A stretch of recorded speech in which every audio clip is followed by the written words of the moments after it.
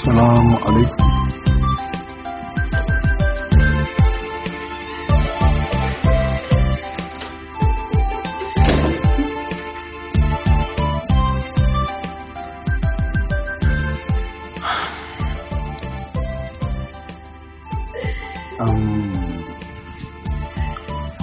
Rabi.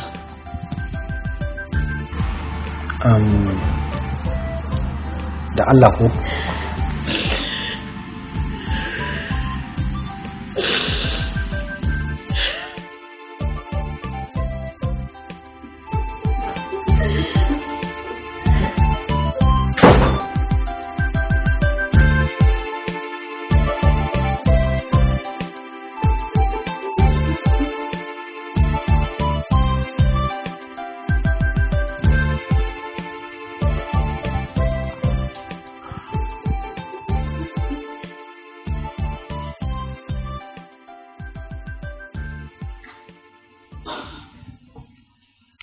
Rabi, dan Allah dan annabi ki haƙuri.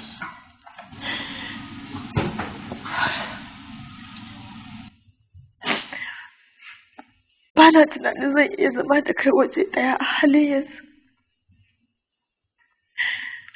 Ka sani ba na tunanin akwai sassauci a zuciyana tsakanina da kai.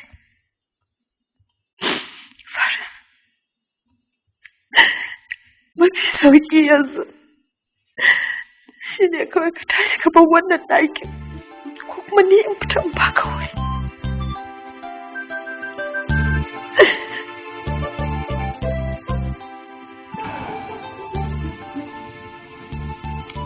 Yana da kyau ki sassauta min wannan azabtar da ni da kike yi.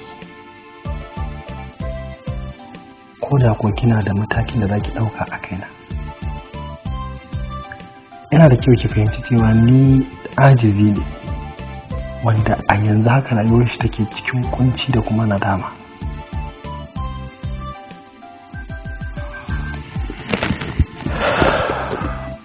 Na yarda na amince ni mai laifi ne fiye da mutumin da aka amince da shi ya ci amana. Ki haƙuri. Kiman uzuri dan Allah dan annabi kada ki guje ni a lokacin da nake da buƙatar kusanci da ki.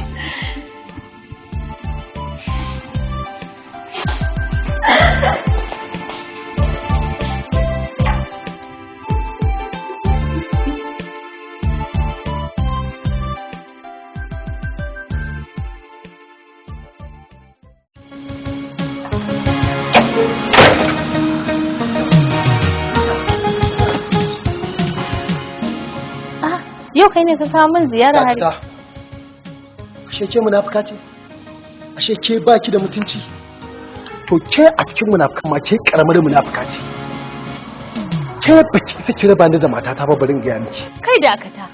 Kai wani irin mahaukaci ne mara tunani da zaka zo har gidana kana gaggaya mun maganganun marasa kan gado. Ke ne ke ga mahaukaci? Dan tsabar munafurci irin naki. Zaki je ki samu matata kina gaya mata cewa ni da ke muna soya. Yaushe muka soya da ke? Yaushe har matan naka ta zama makwabciyata da har ta san me tsakanina da kai. Okay, wato yayanka ya kore ni a wajen aiki shine ya tura ka zo ka ci min mutunci har cikin gida. An kore ki aiki? Kwarai da gaske, an kore ni a aiki. Me kika yi?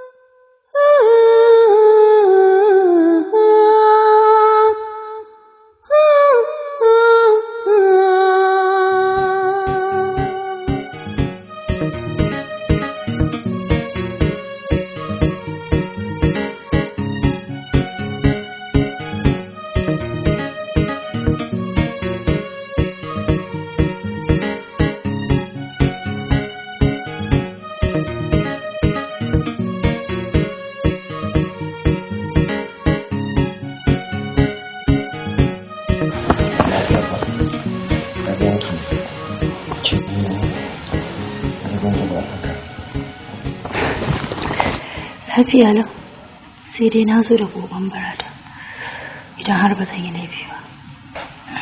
Samira kenan. To ai bana tunanin nan duniya akwai abin da zaki buƙaci in miki. Har kuma ina da halin yi miki in gaza ban yi ba. Babu shi. Ko menene, ko me kike da buƙata nan duniya, ni me yi miki ne kafin minti ɗaya zan yi miki shi. Ai samun mace kamar ki a cikin rayuwar nan duniya a yanzu sai an tona. An irin ku sai dai kali.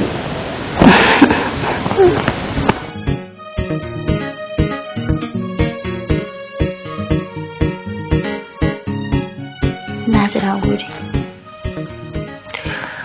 Ni kuwa zan so a ce ka samu dan uwanka ku shirya. Domin kuwa na san za ka samu ladan yin haka. Ko da kuwa a ce shi bai yadda ba. Kaga ina nufin ku shirya ne tsakani da Allah, saboda a cikinmu wannan rayuwar da muke ciki babu wanda ya san gawan fari. Ta Allah zai iya kasancewa a tsakaninmu uku, ko ni ko kai ko shi. Idan muka mutu a cikin wannan halin, me za mu je mu kai wa Ubangijinmu? Masoyina, ina so ne kamar alkawari a matsayinka na wanda nake so, wanda na yadda da shi, na yadda cewa babu cuta a tsakaninmu, wanda na mika wa ragamar rayuwata. Kamar alkawarin cewa za ku shirya da shi a daidai lokacin da ya dace.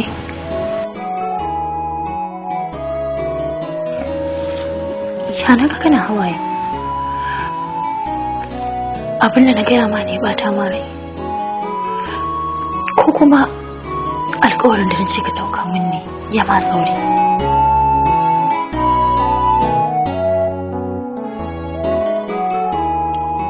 Ko kaɗan ba haka bane. Na kuma ɗau alkawarin zan biya miki buƙatar ki, zan cika miki burin ki ko da ko ya fi haka tsauri. Ba wani abu ne sana hawaye. Na yi tunani ne ranar da aka wayi gari babu ke a doron duniya. Wannan rana zai kasance rana mafi muni a cikin tarihin rayuwata. Shi yasa a kullum idan na yi addu'a nake roƙon Ubangiji Allah ya so mu ɗaukar raina kafin ke, domin idan na wayi gari babu ke, rayuwata za ta wulakanta a cikin duniya. Ka daina wannan magana, kawai addu'a zami Allah ya sa mai kyakkyawan ƙarshe. Samir, kin san me ke damuna ne? Kullum da daddare idan na kwanta a cikin 'yan kwanakin nan sai in ta wasu irin munanan mafarki. Wani lokacin ma har in kasa yin bacci. Ina ganin sai ka ga harkar fata don ka san illar rashin yinta. Ai addu'a kam kullum a cikin yanta nake ba dare ba rana. Amma dole na san zan ƙara ƙarfin addu'a da, saboda kin san yanzu rayuwar duniya sai ka ga kai baka damu da mutum ba, ba kama san yana duniya ba, amma shi yana biye da rayuwarka ta ko ta ina, kowace irin rayuwa kake idan shi a kai. To tabbas addu'a babban makami ne, dole zan dage da yi. Haka ne, ni dai wa'annan kwanakin su ne kwanakin da na fi samun lafiya. An ciwo na kwata-kwata bai fi ba ma ya matsa mu. To ai dama haka abin yake.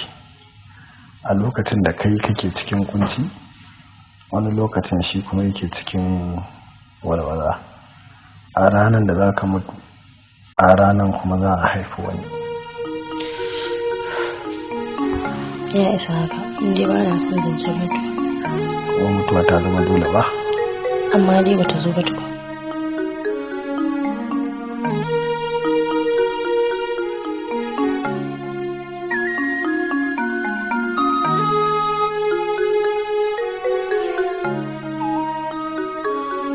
Ni ba na nake so. a'a so ma sha tukuna sai ki ba ni ma sha shan ki sha na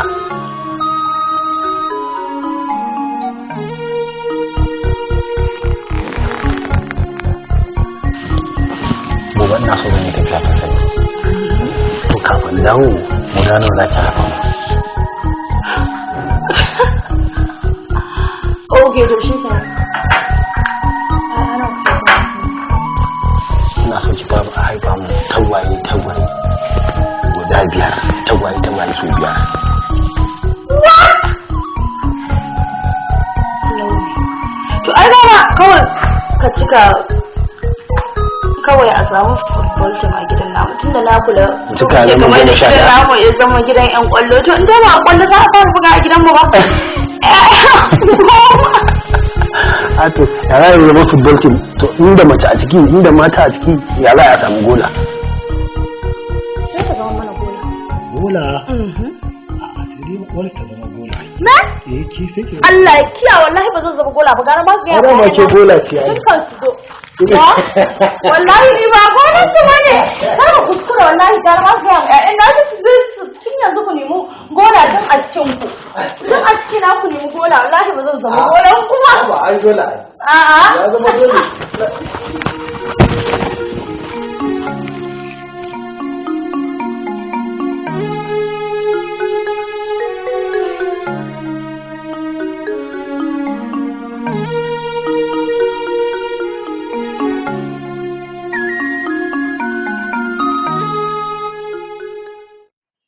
so ya suka tare mana wuri ne haka ta bagoran mutunta nan ok shine wanda ya gashe matar dan uwan shigo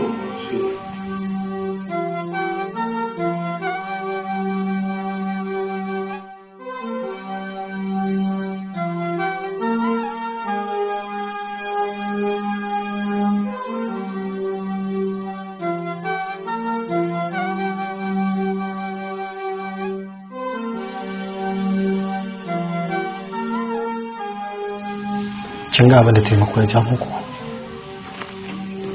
kai haƙuri Farid in dai don Allah kai yana tare da kai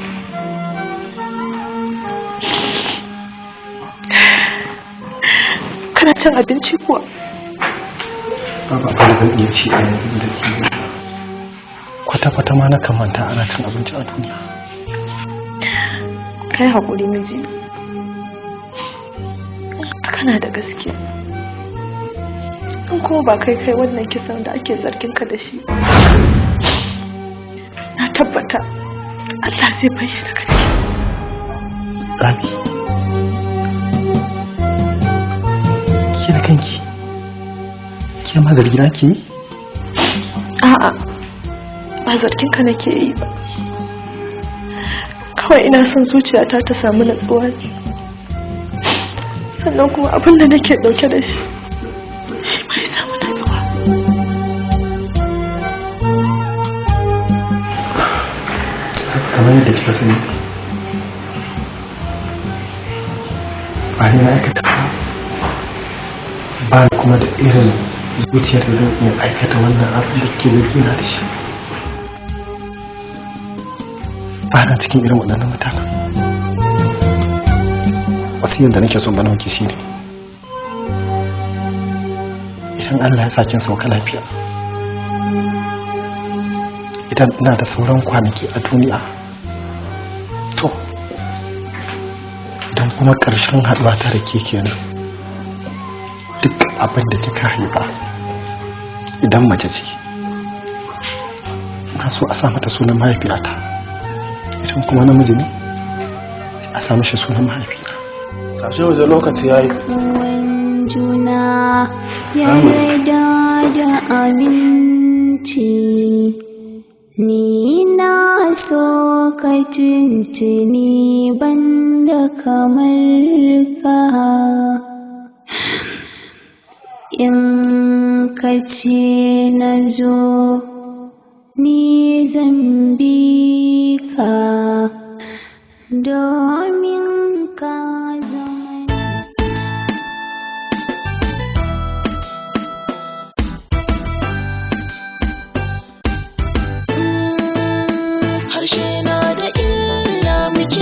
kafin mafarta alkhairi da daɗi sharri kuma guje shi ɗan uwana harshe na da illa mu kiyaye kafin mafarta alkhairi da daɗi sharri kuma guje shi ɗan uwana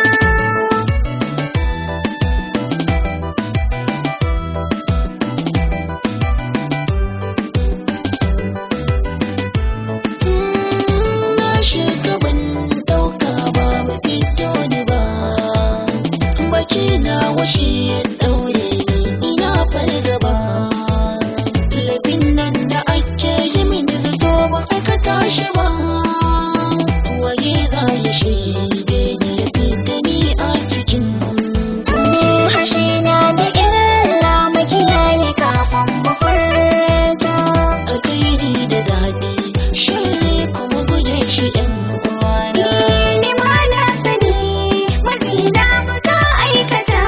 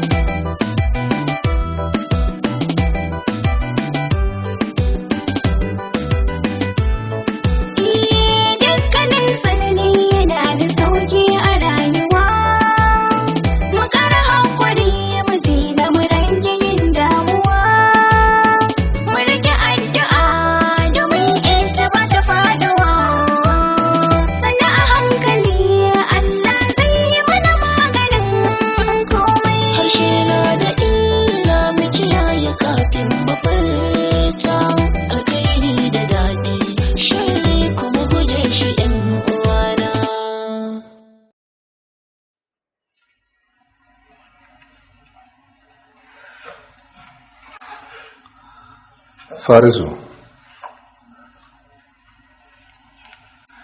me yasa ka zaɓi ka zauna a nan? Ya kamata ka gaya mana me yake faruwa, kuma is good ka yanke wa kanka wahala. In kuma ka zaɓi zama a inda ya fi nan ne, shikenan. Da ni da kai ai dukkan 'yan adam ne. wallahi ba ni na kashe ta ba. To in ba kai ya kashe ta ba, gaya min yadda aka yi ta mutu, don na san komai yana da dalili. Kuma ma ya aka yi ka kai ta asibiti. Tun da kabin da ka zaɓa kin shi kenan, bari iyale ka. Mu guje shi kafin mu furta alkhairi da daɗi, sharri kuma guje shi yan uwana. Ni ma na sani wajena baka aikata ba, laifin yana da girma, kisan kai bai dace da kai ba. To alhamdulillah. Me nake gani? Ya naga kamar kana shirin tashi.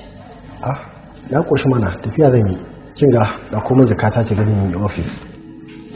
To fa. Gaskiya ni mai dai na fara gajiya da irin wannan halin naka. Da zarar mun fara cin abinci sai ka ce kai ka koshi za ka tashi. Ko dai akwai wanda take dafa ma a waje ne. Wa ni in ci abincin wata a waje? Babu inda nake cin abinci. Amma idan kina musu, idan na dawo ki girka mun kamar mudu guda, haɗo da na ranar da na dare da na safe da komai ki haɗa shi ki gani da zan yi kace da shi. Sai ka ci da gaske. Da zarar an haɗa abincin kana cin cokali ɗaya biyu sai ka ce ka koshi. An rasa yadda zan yi da abincin. Ka sani fa yanzu yayin tumbi ake yi, kuma ni ma ina son a ce na yi. Wa wai zai tumbi ni? So kike a rasa waye mijin waye matar? Kin ga ni tumbi ba da ni ba. Ka yi shi garin boko maka da kanka. Ya sauri da Allah. Kai kyau. Thank you. Ke ma kin kusa ki kyau. Allah. Yana sauran fata dan dai kawai dai ne kine. Ina son ka sani cewa zan kasance mai matukar bakin ciki a duk lokacin da wani abu ya shiga tsakaninka da wata ba ni ba. Ina kuma son ka sani cewa ina ƙaunar ka, na yarda da kai, na kuma yarda da bukatunka a kaina. Ina son ka min wani alfarma guda ɗaya. Ina jinki. Kafin ki faɗa, na kasance mai cika miki alƙawarin ki in Allah ya yarda. Idan kai tafiyar nan, ina son ka rage wa kanka addu'a. And just take very good care of yourself. Yanzu da kin san wani abu ba ni jakan nan. Saboda na san idan na biya ta taki za mu iya kwana a nan gurin ba mu gama waɗannan maganganun ba. Daga ƙarshe na mai miki wani albishir guda. Ala kulli halin ki rinka sawa a cikin zuciyarki cewa ba zan taɓa haɗa soyayyarki dan ta wata ɗaya mace ba. Ke kaɗai ce a cikin zuciyata, kuma ala kulli halin ke kaɗai za ki kasance. Na kuma miki alƙawari zan riƙe amana har iya rayuwar mu da ke in Allah ya rafa amma. Insha Allah. Allah ya kiyaye hanya.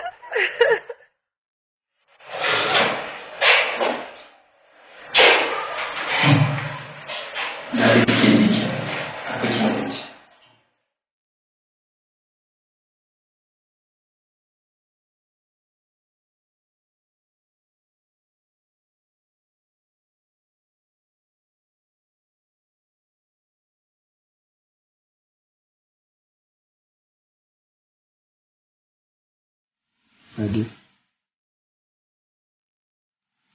in Allah ya yarda ba zan sake yarda in kwatanta laifin da nake in kare yin shi. Ba zan taɓa yarda ba in Allah ya yarda. Wanda ya faru a baya ya faru ne a bisa kuskure. Ba zan sake yarda kuma ya sake faruwa ba. Da yardan Ubangiji. Ka sani ni ma ba na yi haka bane don na hana ka karo aure, sai don ka gane duk macen da za ka nema to ka nemi mai halin kirki kuma ka tabbata ɗabi'unta masu kyau ne.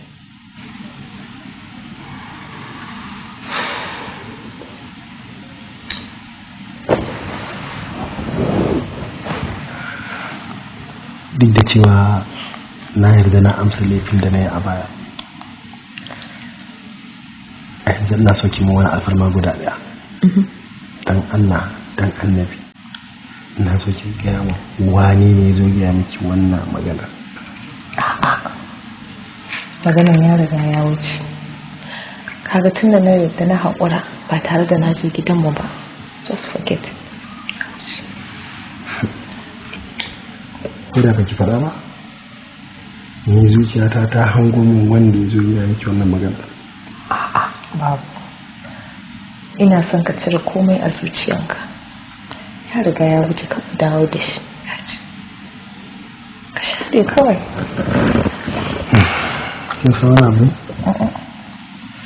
Zan so a ce idan muka tashi haihuwa mahaifi ɗa mace kyakkyawa ne irin sufarki da halayya na haƙuri da nutsuwa irin naki. Kaga ka bi wannan magana a yanzu ba sauran lokaci ina son in karatu.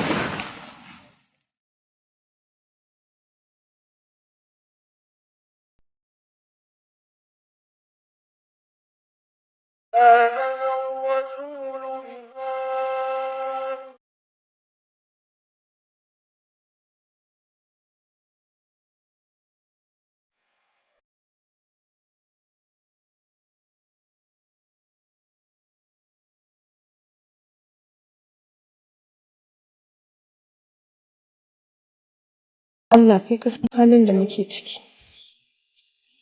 Allah kai ka san daidai.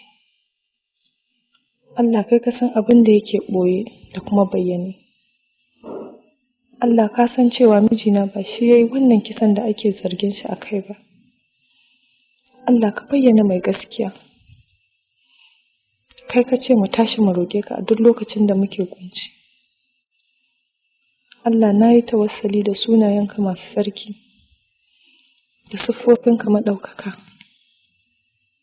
Allah ka amsa mana wannan addu'a. Allah ka fidda mijina daga cikin wannan ƙangi. Amin.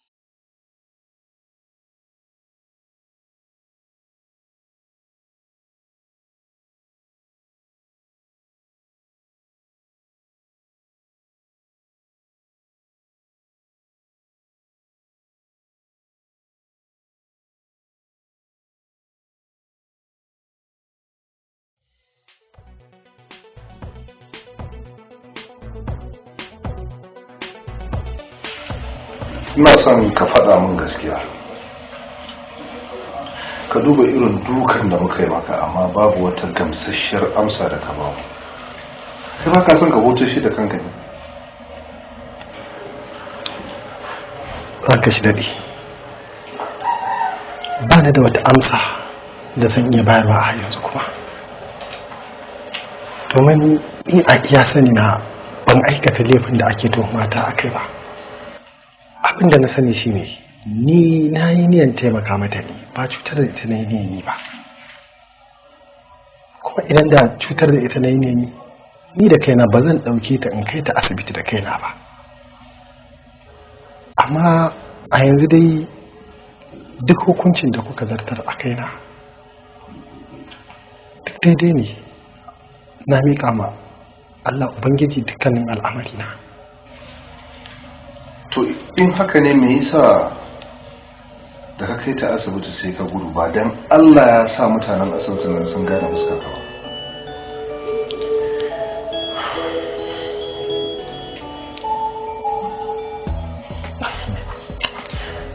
Yana bai ba fa gudu ne ba. Na tafi ne saboda ba ma shiri da ni da mijinta da ita kanta. Ba kwa shiri. To ba kwa shiri ya aka yi ka kai ta daga kaji ka taimake ta. Ina da iya cewa azalce da kuma dai tilasta na aka yi. Wa ya tilasta ma? Matata ce. Matarka? Eh. Matarka.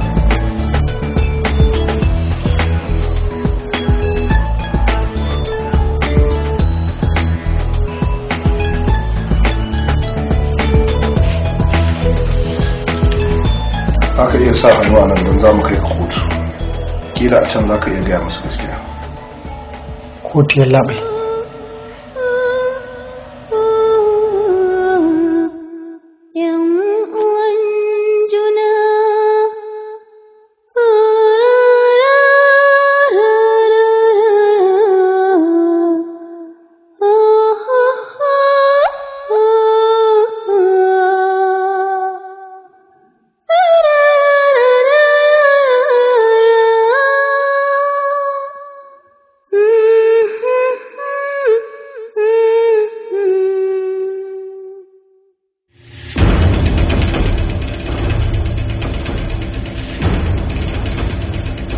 Haris,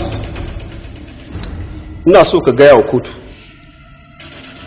mecece dangantakar ku da Khalid Mas'ud.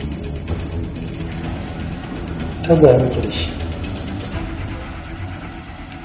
Tare aka haife mu, muka girma tare, kuma muke zama a gida ɗaya tare da shi. A ina kake aiki? Ina aiki ne a ƙarƙashin shi. Shiwa? Shi Khalid din. Ina jinka. Muna aiki ne a ƙarƙashin kamfanin ita marigayiya Samira.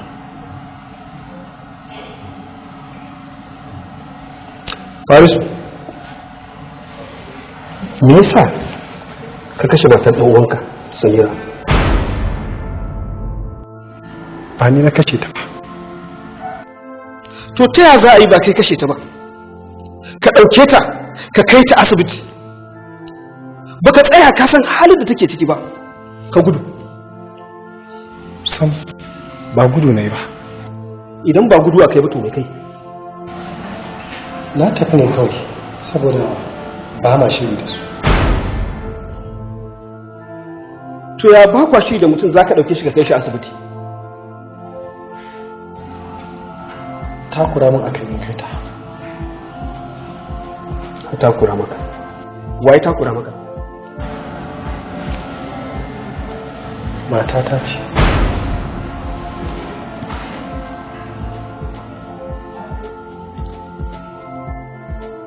Ya mai girma mai shari'a, ya tabbata Faris shi ya kashe matar ɗan uwansa Khalid Mas'ud saboda wata ɓoyar hujja ko kuma wata ɓoyewar manufa a zuciyarsa.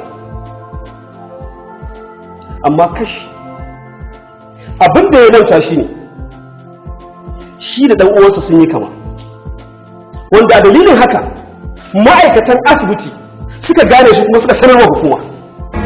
Objection, my lord. Kotu ta baka dama. Ina da ja akan wannan magana. Ya mai shari'a, babu da za a yi mutumin da yake ƙoƙarin kashe wani ya ɗauke shi kai shi asibiti. Wanda nake karewa ya yi haka ne ba don komai ba kawai saboda yana so ya taimaka. Kamar kuma yadda ya bayani, ya ba gurin ne saboda akwai saɓani tsakanin shi da ɗan uwan shi. Yana gudun kar ɗan uwan shi zai same shi a gurin nan wata fitina ta faru. Na gode ya mai shari'a. Ya mai girma mai shari'a, ina buƙatar wannan kotu ta sake bani dama in yi wa Farisu wasu tambayoyi. Kotu ta baka dama.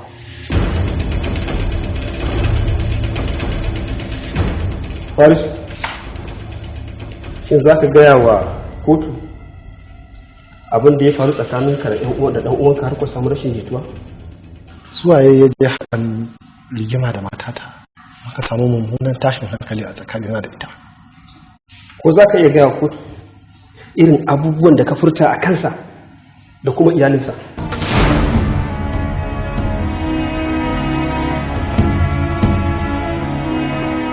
Farisu, da muke sauran? Fiyalla bai, wallahi ba wai na fita haka bane domin da kashe ta. A'a. Shirin zuciya ne da kuma bacin rai ya sa na furta wannan wanda na furta a gare ta. Kace shi haɗa ka rigima da matarka, haka ne? Eh haka ne.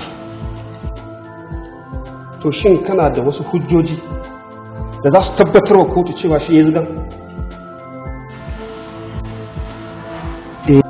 Akwai matata. Matarka?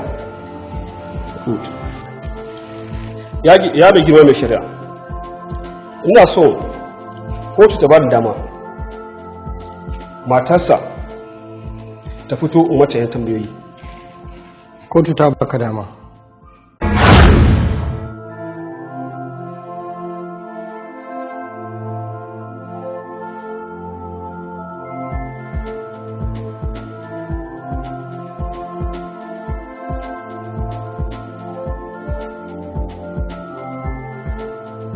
Ko za ki faɗa a kotu sunanki da kuma irin dangantakar da ke tsakaninku da Faris?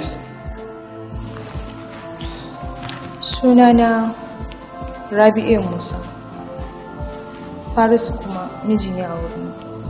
Good. Malama Rabi. Shin ke kika faɗa mijinki cewa ɗan uwansa Khalid ya faɗi kalmar da za ta ɗaga masa hankali? A'a, ni ban sanar da shi haka ba. To ya sanar da ke?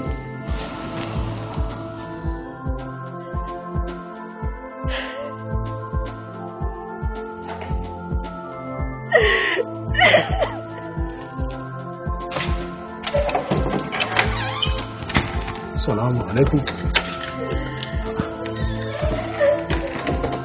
Amar Tango.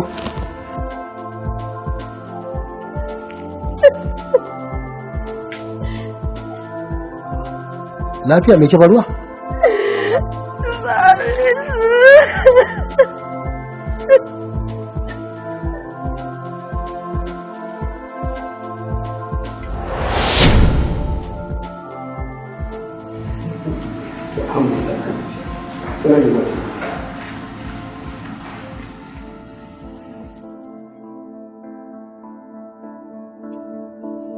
Ya mai girma mai shari'a, maganganun da malama Rabi ta faɗa hakika gaskiya ne. Mijinta Farisu ya so ya amfani da ita ta zame masa garkuwa ne, amma kuma sai gashi ta faɗi gaskiyar al'amari. Hakika wannan ya tabbatar mana da cewa Farisu mai laifi ne.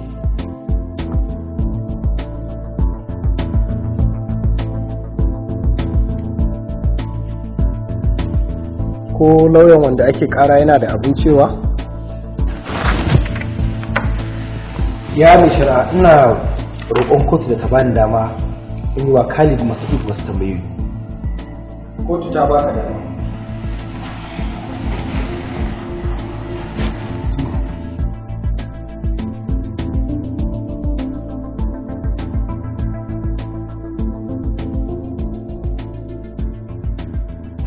Khalid Mas'ud ɗan uwa ga Farisu ko? Ƙwarai da gaskiya kake. Me dalilin da kake zargin cewa ɗan uwanka shi ya kashe matarka? Eto duk wasu hujjoji da zan kawo ina ganin lauya na ya riga ya kawo su, ƙwararren hujjoji da suke tabbatar da cewa ya aikata abin da ake zargin shi da aikatawa.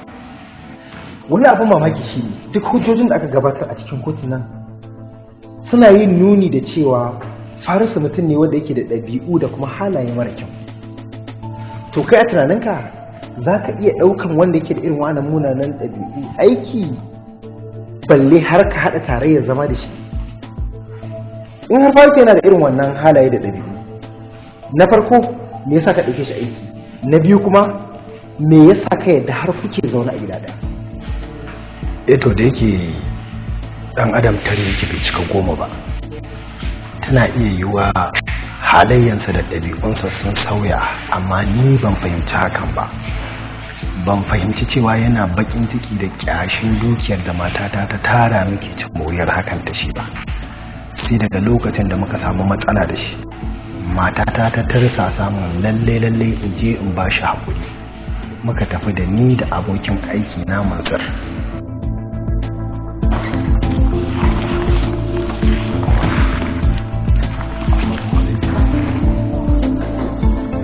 lafiya me ka zo a ɗaki na ka zo ne ka sake kunno min wata wutan ka zo ne ka haɗa min wata bala'in a cikin gidana ha ba Farisu ai ko dan ni ka saurare mu ka ba mu wajen zama ba ka rufe mu da farda ka tada Allah Khalid fice min daga cikin gida idan ba haka ba zan maka abin da sai ka dade baka manta da ni wallahi yanzu ba za ka tsaya ka saurare mu ka ji me muka zo da shi ba ka fita min da gida ce ko baka ji ba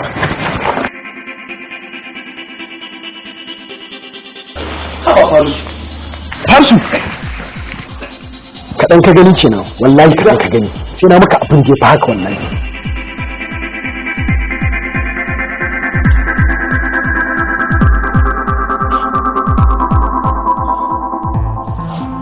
gaskiya ina mamakin zuciya irin ta Farisu mutum ka dinga abu kamar taɓaɓɓe haka ne ba komai ni na yafe mishi saboda a kulli halin Allah maɗaukakin sarki yana tare da mutumin da yake da haƙuri duk mutum mai haƙuri yakan ci ribar rayuwar duniya sannan ya tafi kiyama ya tarar da ribar a can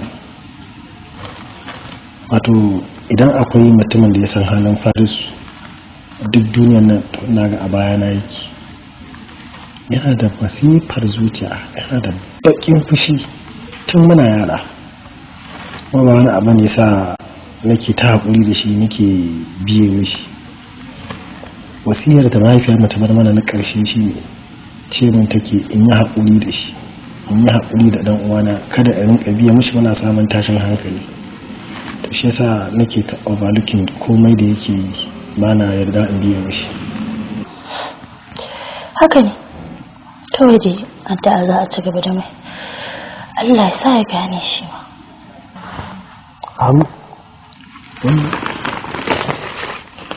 ciwo ne na ji anan kome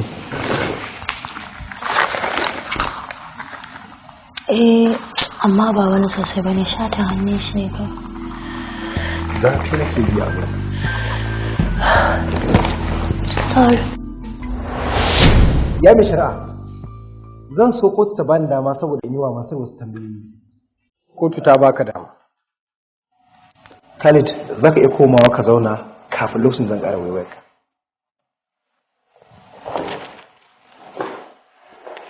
Masu bisani.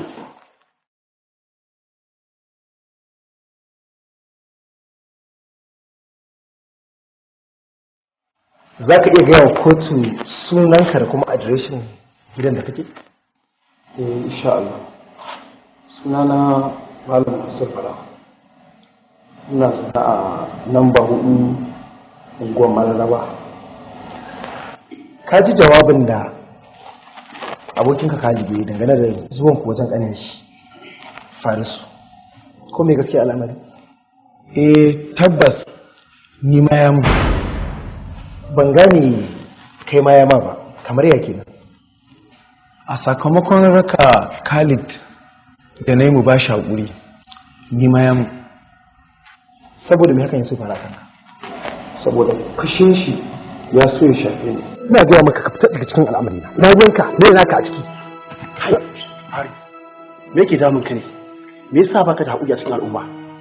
Wani magana haƙuri? Lokacin da shi ne gidan nashi ya je dagula mu cikin gida yana ina? Lokacin da aka ja kunna mu wuta a cikin gida na muke ta masifa da rura mata ta tana ina lokacin? To kai banda abinka me laifin mai sulhu?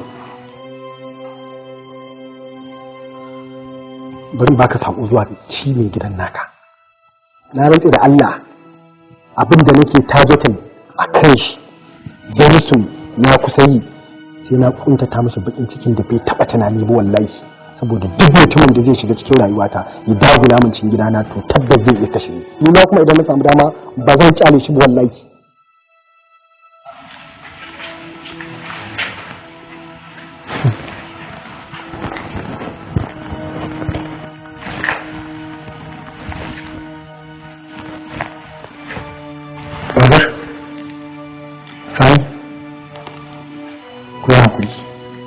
Dama na gaya muku halin shi.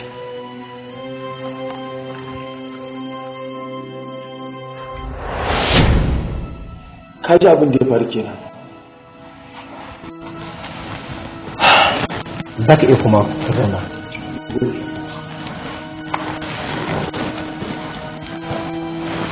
na gode ya mace.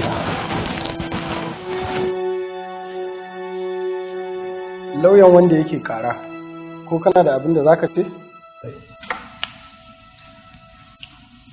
Ya mai girma mai shaida, ina so kotu ta tabbatarwa da Khalid haƙƙinsa a kan Farisu, domin gamsassun hujjoji da muka gabatar ya isa ya tabbatarwa kotu cewa shi Farisu shi ya kashe matar ɗan uwansa. Na gode. Lauyan wanda ake kara, ko kana da abin da za ka kara faɗa? Ya mai shari'a, ina roƙon wannan kotu da daga wannan shari'a saboda mu samu damar kawo namu shaidun da kuma hujjoji da su tabbatar da cewa wanda ake tuhuma ba shi ya aikata wannan laifin. Na gode ya mai shari'a.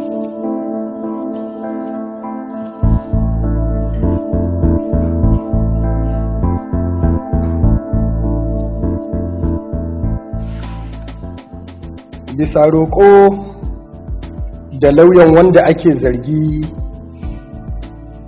ya yi a wannan kotu, wannan kotu ta ɗaga wannan shari'a zuwa 2 ga watan 2 na shekarar 2012. Shi kuma wanda ake zargi zai kasance a hannun 'yan sanda har lokacin da aka gama bincike.